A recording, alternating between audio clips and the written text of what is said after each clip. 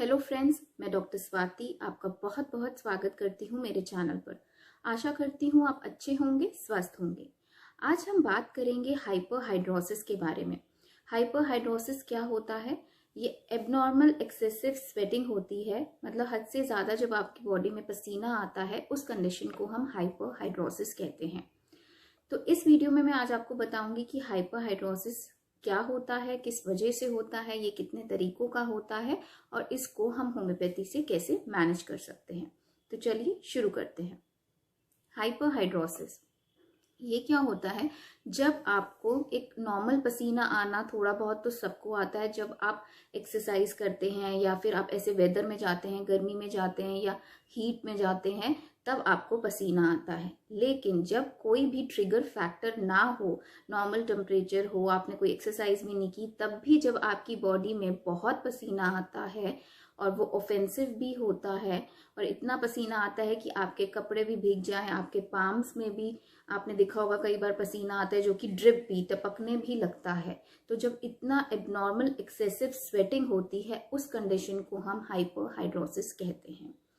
इसमें क्या होता है कि ज़्यादातर जो एरिया कवर करता है वो आपके पाम्स हो गए, सोल्स हो गए, फिर कभी कभार आपके फेस, हेड पे आ सकता है या कईयों को पूरी बॉडी पे भी आता है। तो ये जो है एक बहुत सोशल एंजाइटी कॉज करता है लोगों में और एम्बैरेसमेंट कॉज करता है, क्योंकि कई पेशेंट मेरे पास आते हैं कि उनसे पेन भी नहीं पकड़ा जाता। जब वो लिखना शुरू करते हैं तो उनके हाथों में इतना पसीना आता है कि वो कॉपी है या शीट्स हैं जो भी हैं वो गीली हो जाती हैं, या फिर उनको ग्रास्पिंग में, चीज़ें ग्रास्प करने में दिक्कत होती है। आप कई बार देखेंगे आपको शेक हैंड करना होता है तो पसीना इतना होता है। तो ये एक सोशल एंजाइटी भी कॉज करता है लोगों में और एम्बैरेसमेंट कॉज करता है। तो इसका ट्रीटमेंट करना बहुत ज़रूरी है। पहले हम जानते हैं इसका कॉज क्या है। जो हमारी बॉडी में स्वेट ग्लैंड्स, आपको पता है हमारी बॉडी में स्वेट ग्लैंड्स होते हैं जिसके थ्रू हमारे पसीना आता है। अब इनका काम क्या है? इनका काम ये है कि ये आपकी बॉडी को कूल करते हैं, मतलब आपका टेम्परेचर मेंटेन करते हैं। जब भी आपको कोई ऐसा ट्रिगर फैक्टर होता है, जैसे आपने बहुत हैवी एक्सरसाइज कर ली या फिर आप ऐसे वेदर में हैं, हीट के कांटेक्ट में हैं, तब आपको पसीना आना शुरू होता है। इसमें क्या होता है, जो आपका नर्वस सिस्टम है वो सिग्नल देता है स्वेट ग्लैंड्स को जब आप किसी ऐसी कंडीशन में होते हैं और फिर आपको पसीना आता है। तो ये एक नॉर्मल प्रोसीजर है इसका। लेकिन जब ये नर्वस सिस्टम जो होता है वो विदाउट एनी ट्रिगरिंग फैक्टर, मतलब आपने कुछ एक्सरसाइज भी नहीं की, आप किसी ऐसे वेदर में भी नहीं है, हीट के कांटेक्ट में भी नहीं है, लेकिन फिर भी जब आपको पसीना आने लगता है और बहुत एक्सेस में आता है, उस कंडीशन को हम हाइपरहाइड्रोसिस कहते हैं। ये किसी भी एबनॉर्मलिटी की वजह से हो सकती है, ये हम आगे डिस्कस करेंगे। अब हाइपरहाइड्रोसिस जो है वो दो तरीकों के होते हैं, एक प्राइमरी और एक सेकेंडरी।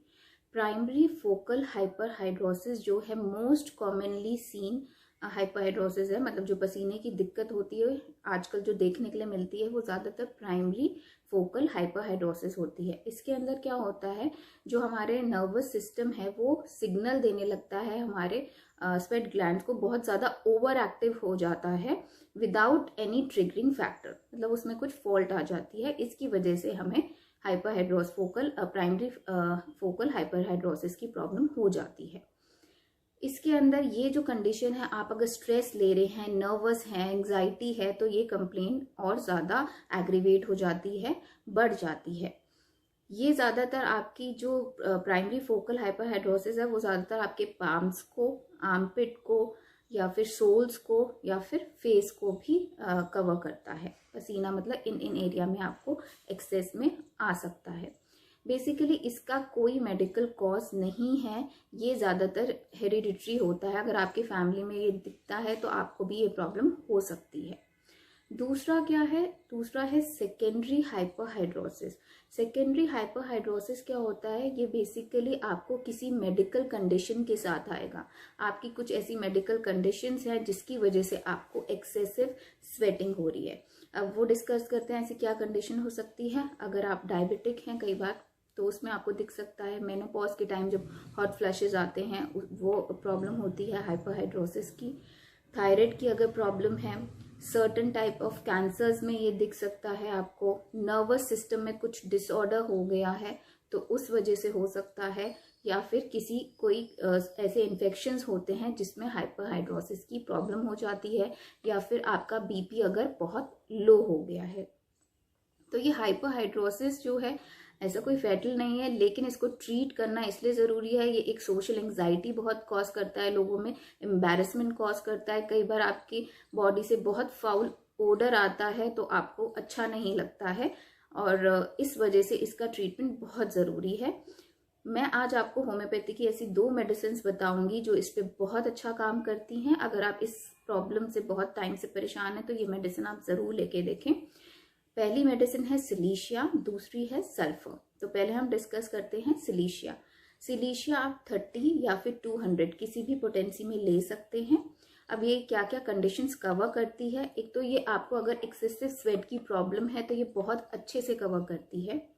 दूसरा, अगर आपको ऑफेंसिव है स्वेट बहुत ज़्यादा उसमें से फाउल ओडर आता है तो ये अच्छा कवर करती है।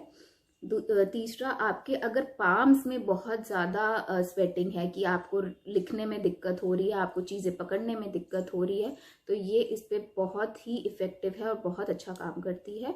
दूसरा, अगर आपके आर्म पिट्स में बहुत ज़्यादा पसीना आता है और उसमें बहुत ज़्यादा फाउल ओडर होता है, सिलीशिया उसके लिए भी बहुत अच्छी मेडिसिन है।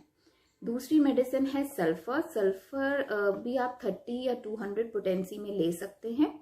ये इसका मेन कैरेक्टरिस्टिक सिम्टम क्या कवर करती है, ये एक तो एक्सेसिव स्वेटिंग, आपकी पूरी बॉडी में अगर एक्सेसिव स्वेटिंग है तो ये बहुत अच्छे से कवर करती है। और वो जो पेशेंट होगा वो हीट सेंसिटिव होगा, उसको हीट बिल्कुल भी बर्दाश्त नहीं होगी। ये एक की सिम्टम है हमारे सल्फर का। और वैसे ये अगर आपको स्वेटिंग सिर्फ पाम्स में है, सोल्स में है, हेड पे भी अगर स्वेटिंग है तो ये बहुत अच्छा कवर करती है। और अगर बहुत ज़्यादा ऑफेंसिव या फिर फाउल ओडर आ रहा है उसके अंदर से। अब इनको लेना कैसे है, अगर आप सिलीशिया ले रहे हैं तो 30 या 200 में से कोई भी पोटेंसी ले लें। इसकी एक ही सिंगल डोज लेनी है रोज़। 1 चम्मच पानी में आप 2 से 3 बूंदे लें और दिन में 1 बार लें। और सल्फर को भी ऐसे ही लेना है। अगर आप सल्फर ले रहे हैं तो वो 30 या 200 पोटेंसी में लीजिए। 1 चम्मच पानी में 2 से 3 बूंदे, दिन में 1 बारी। और इससे रिलेटेड कोई भी क्वेश्चन या आपकी क्वेरीज हो तो आप मुझे कमेंट बॉक्स में पूछ सकते हैं, उसका रिप्लाई आपको ज़रूर मिलेगा। आशा करती हूँ आपको ये वीडियो पसंद आई हो। मेरे साथ जुड़े रहने के लिए धन्यवाद।